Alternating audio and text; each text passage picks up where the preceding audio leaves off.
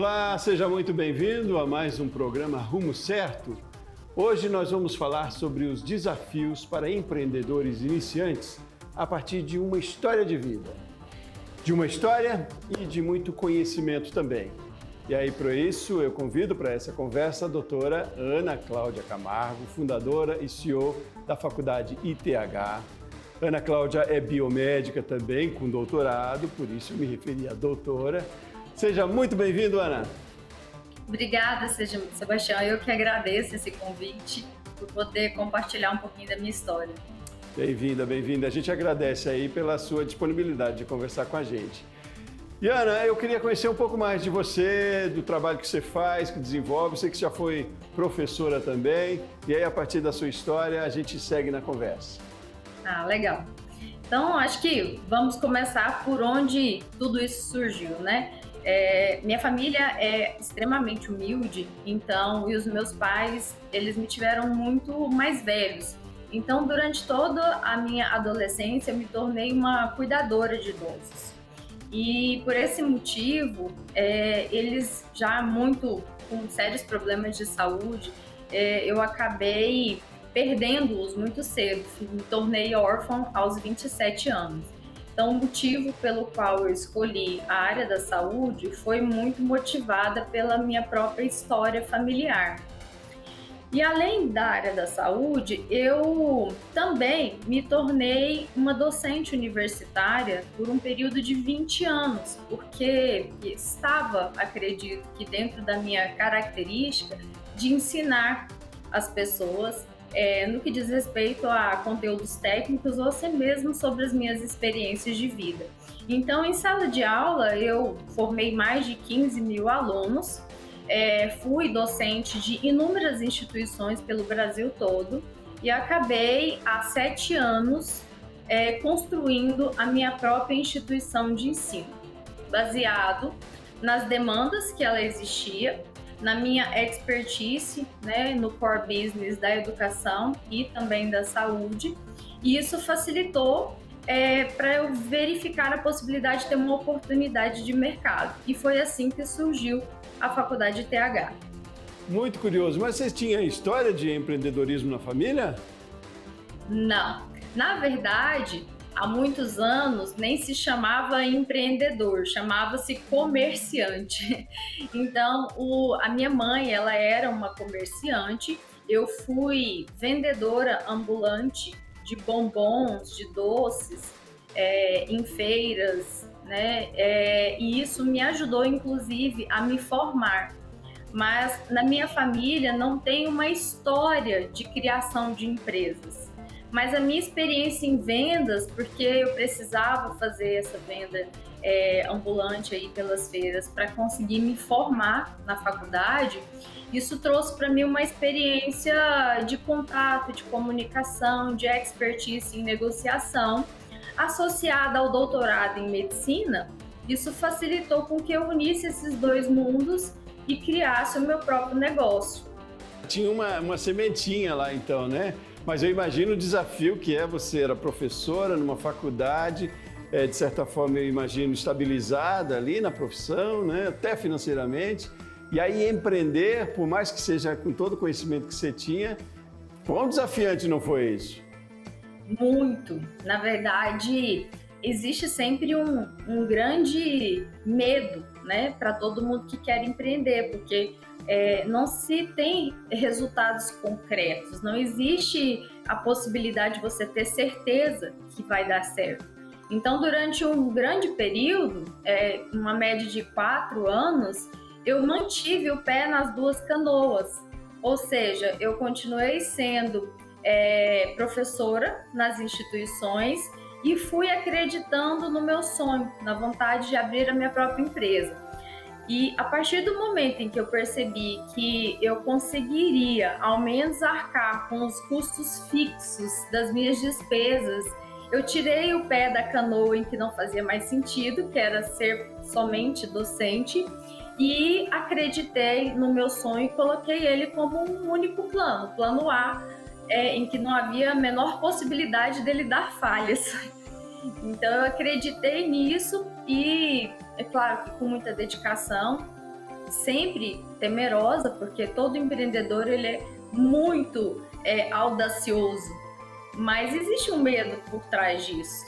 Só que a gente vai com medo mesmo, porque o que é importante é que a gente realize e coloque o nosso sonho em prática. A sua grande preocupação no começo era essa questão financeira, mas conhecimento você tinha bastante da área, né? Mas talvez não tanto de empreender, né? Qual foi o grande desafio, a grande preocupação, talvez o grande problema que você enfrentou no começo?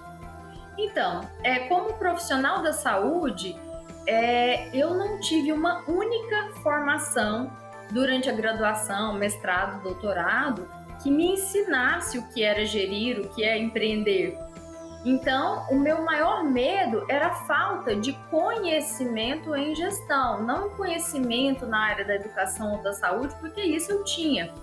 Mas eu precisava entender sobre os aspectos financeiros, gestão de pessoas, processos, e esse universo era um universo completamente desconhecido. Então, a primeira casa que me ensinou esses primeiros aprendizados na gestão foi o Sebrae, que é um grande apoiador de quem está iniciando esse processo de empreender. E ali eu comecei a estudar do zero. Só que você não tem, apesar de criar um plano de negócio, são poucos empreendedores que normalmente testam a sua ideia através de um MVP ou criam um plano de negócio. Então, as chances de falha quando você não tem uma validação e um planejamento é muito grande. Então, como eu aprendi que validar e criar um plano de negócio através do Sebrae, eu consegui entender que isso era importante, então as chances de falhas, elas acontecem, mas elas foram minimizadas. E foi por esse motivo em que durante essa trajetória de 7 anos, nós somos uma empresa altamente sustentável. Em nenhum momento nós passamos por dificuldades, nem mesmo na pandemia. Olha, que interessante isso, né? Vocês estão bem calçados. Agora é curioso mesmo, né, que você fez referência, apesar da formação, e a gente tem a cultura ainda, né, da formação acadêmica, mas não voltada para o empreendedor, né? De formar profissionais sim, o que é muito bom, né? Mas não com essa visão empreendedora. Em todas as áreas a gente tem essa dificuldade, né? Talvez na administração tenha um pouco menos, né? Mas você percebe isso, né? E, enfim, até do conhecimento de quem se formou com você, quantos são empreendedores, né? Em todas as áreas a gente tem essa deficiência de formação, desde o ensino fundamental e médio até, e aí na faculdade, dessa formação empreendedora, né? Você sentiu bastante isso, essa falta, E por esse motivo, Sebastião, eu acabei introduzindo nos cursos que nós oferecemos dentro da faculdade o que eu senti na pele, as dificuldades do passado. Então, se me falta conhecimento em marketing, todos os nossos cursos de educação superior, independente de ser da área da saúde, ele apresenta conteúdos voltados para marketing, conteúdos voltados para empreendedorismo, conteúdo voltado para comunicação. Nós ensinamos o aluno a construir o seu próprio plano de negócio no final do curso, ou seja, não tem um TCC, mas ele cria um plano para colocar uma aplicabilidade prática caso ele queira abrir o próprio negócio ou ele queira desenvolver, melhorar algum sistema dentro da instituição, da empresa em que ele trabalha. Então, foi através dessas dificuldades que eu tive na minha história acadêmica que eu percebi que a educação, de certa forma, ela é muito falha a preparar o profissional para o mercado. Porque eu não posso ser somente um enfermeiro, ou um médico, ou um nutricionista, mas eu não saber como abrir minha própria clínica, meu próprio consultório, não saber como me posicionar nas redes sociais e ter a habilidade de vender. E isso é o que determina se o seu negócio, mesmo que seja na área da saúde, vai ter sucesso ou não. É interessante, né? Mesmo que você não vai executar diretamente, você tem que ter esse conhecimento, né? Para poder fazer uma gestão completa do seu negócio, né? Mas me fale um pouquinho mais, então, da ITH, que é uma faculdade com foco na área da saúde, mas com outros segmentos que incluem também a área da saúde. Mas o foco é saúde, Ana?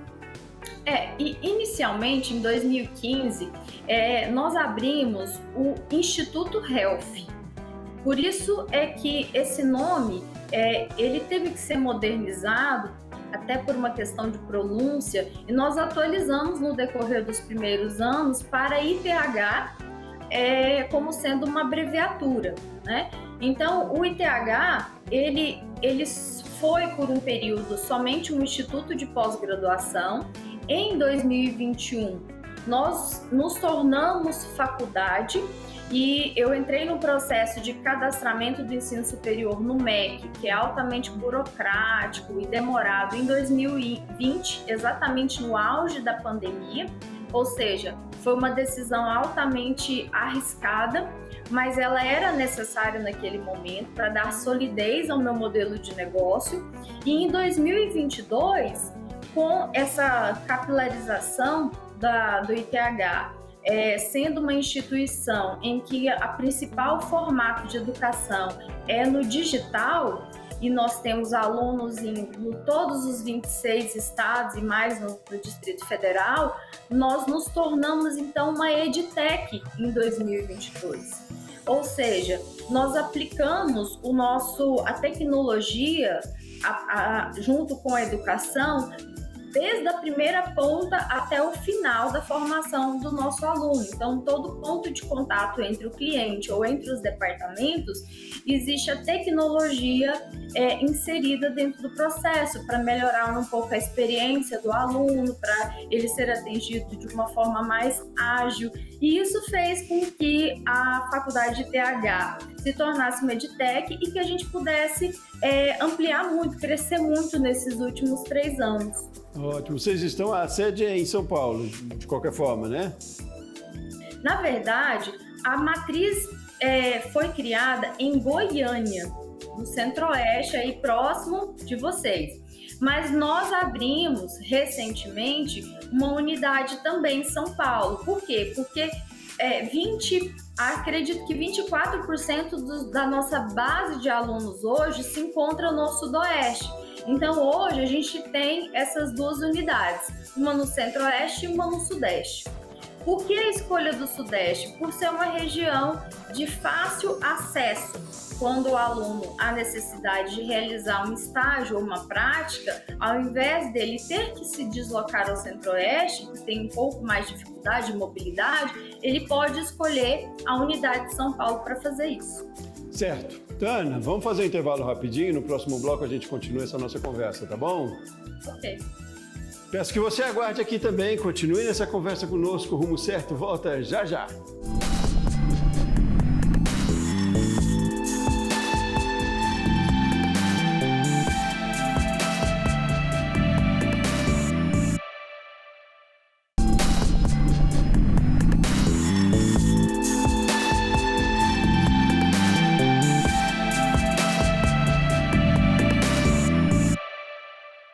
De volta com o programa Rumo Certo, hoje nós estamos falando sobre os desafios para quem está começando a empreender. E aqui comigo para essa conversa, a partir de uma história bonita de vida e de muita experiência, a doutora Ana Cláudia Camargo, fundadora e CEO da Faculdade ITH, ela é biomédica também de formação, com histórico grande também como professora. E a gente continua essa conversa.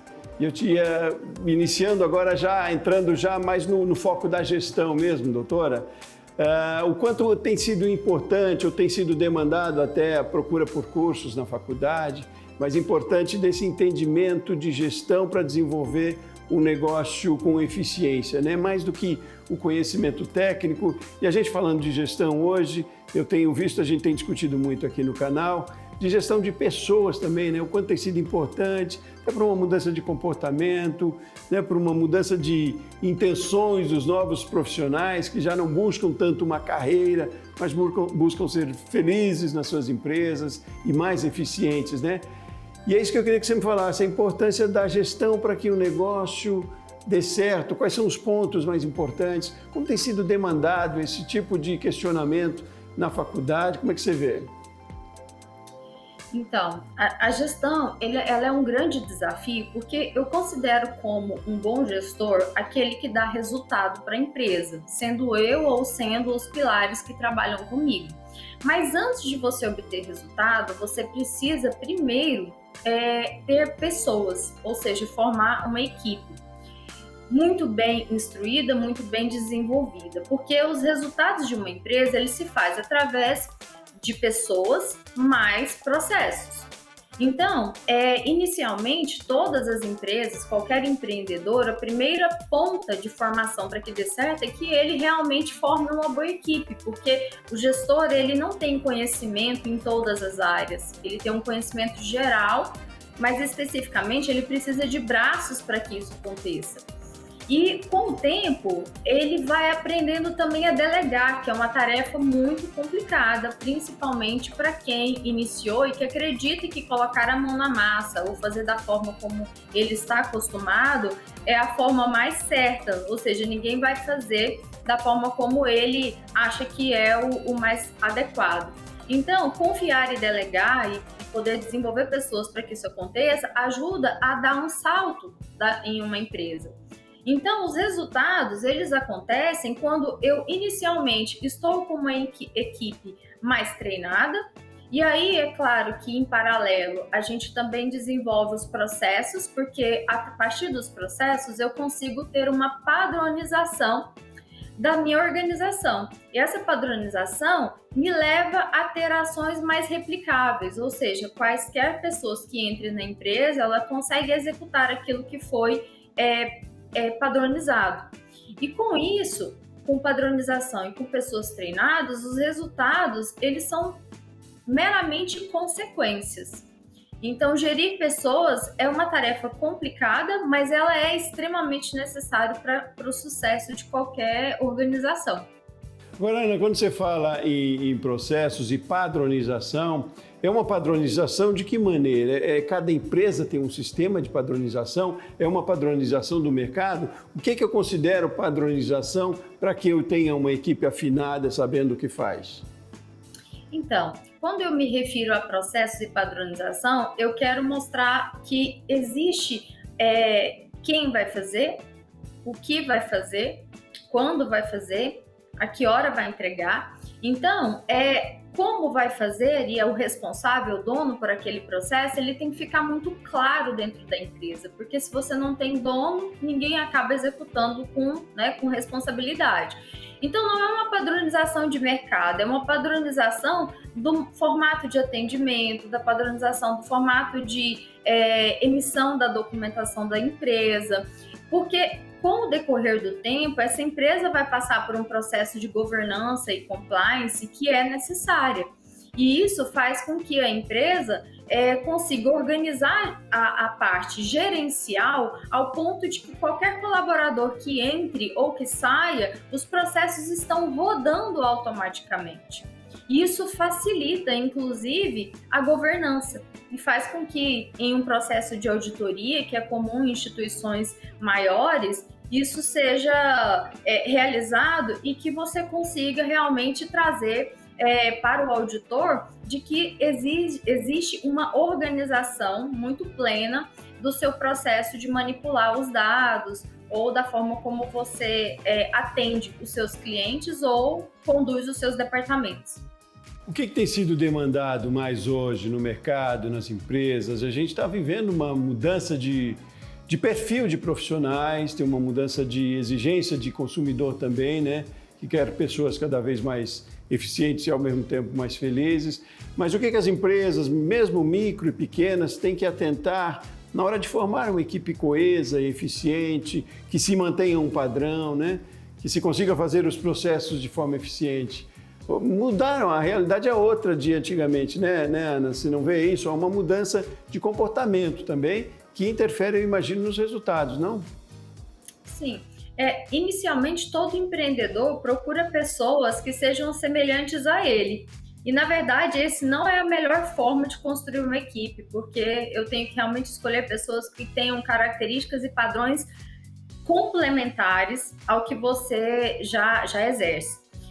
As empresas hoje, elas exigem do colaborador não somente os aspectos técnicos, que é muito comum na área da saúde, mas ela exige também os comportamentais. Então, o desenvolvimento de soft skills, ele é necessário, que não é traduzido nas nossas formações. Então, eu sempre imprimo dentro da empresa, tanto para os meus colaboradores, tanto para os e assim como para os clientes, a ideia de que a proatividade, a comunicação e outros soft skills importantes, eles sejam desenvolvidos para que a gente tenha uma melhoria da capacidade desse profissional. Porque hoje o que acontece é contratar pelo currículo e desligá-lo pelos comportamentos. Isso tem sido muito comum. A gente tem ouvido muito, discutido muito isso aqui também. E é difícil, inclusive, para as empresas para fazer um recrutamento pelas soft skills, né? Eu não sei ainda das suas habilidades pessoais, né? É uma questão de acompanhamento, talvez, né? Processos de recrutamento não são mais só no início, né? Eles se seguem pela vida inteira da empresa, porque às vezes a minha habilidade pode ser para uma outra função dentro daquela empresa e pode ser muito bem aproveitada, né? Então envolve nisso aí também uma liderança, uma gestão também muito capacitada para isso, né? Não é mais um trabalho de cima para baixo, é um trabalho conjunto, né, Ana? Sim, particularmente eu acredito que o gestor, de certa forma, ele tem que estar envolvido nos processos de contratação e não delegar essa função para uma empresa terceirizada e acreditar que essa empresa vai trazer o melhor colaborador. Porque se você identifica numa entrevista que a cultura daquele colaborador ou os valores que ele apresenta durante a entrevista, ela não comunga com os da empresa, não faz sentido a contratação. Então, eu particularmente, eu participo dos processos de contratação de uma forma geral. Por quê? Porque eu quero identificar nesse momento se aquela pessoa realmente ela está adequada à cultura da empresa.